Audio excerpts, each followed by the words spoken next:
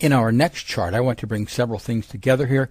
I want to bring in the COT index, valuation, and the seasonal tendency of the market so you can see how these things play against each other. Again, we're looking at the 0.57 contract in the soybeans. That's the one that most likely represents cash.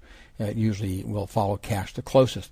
Here's a good example in 2006 where the commercial were heavy buyers for some time period in the marketplace at a seasonal low in the marketplace, suggesting probably going to have a pretty good rally in the soybean market. Indeed, we did. We had a heck of a good rally in that market. As you'll see, we rallied up about $12,000, $13,000 per contract. I remember this one well. It was one of my best trades for the year. Now, what was missing was as we got into the commercial buy position late, we were overvalued relative to gold. We'd been close to undervalued in this zone coming into the seasonal low. It's not often, incidentally, you'll have all three of these line up. They will occasionally, but if you can get two of them, that's probably enough. Here's another good example of that. In 2007, soybeans were at a high price level. They were higher than 6 months ago, higher than 12 months ago.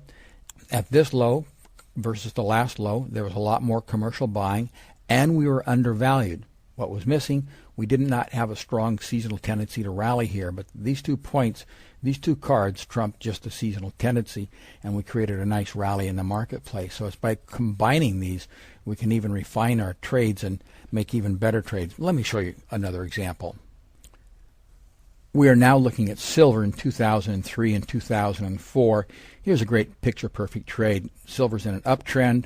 Commercials are buying at high prices. We're higher than the last time the commercials were heavy buyers. The market relative to gold is undervalued, and we're in a seasonal tendency to rally.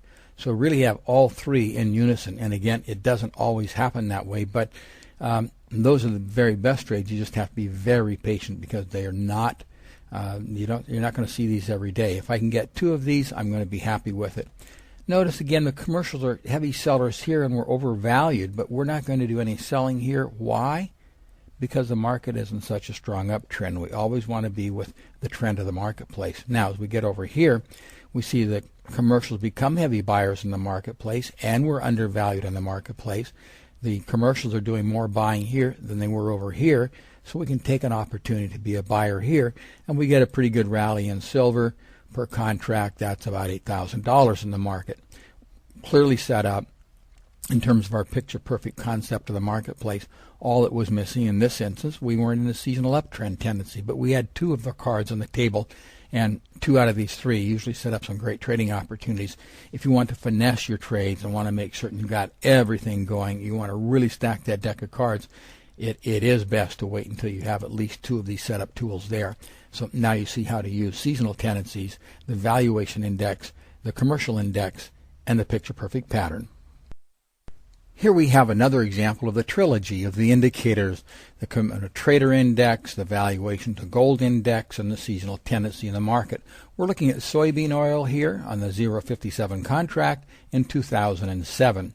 Notice the commercials were buyers and at high price levels in the marketplace, and at that same time, soybean oil was undervalued relative to gold, so we've got that set up going, and look where we are in the seasonal tendency.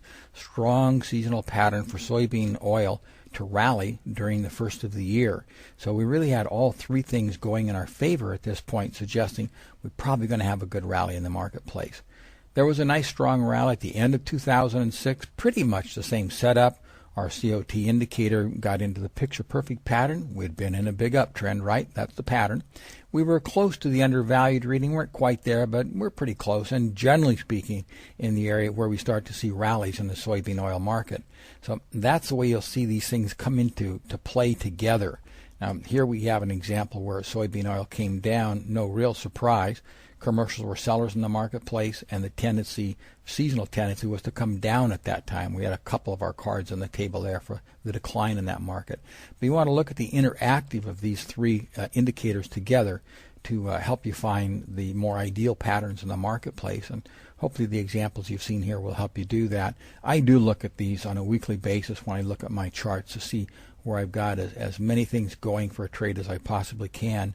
I want to not only see that picture-perfect pattern in the commercials and the large traders, but I like to have it backed up by valuation and ideally a seasonal tendency as well. So there you go. You got a full deck of cards stacked in your favor for selecting picture perfect patterns.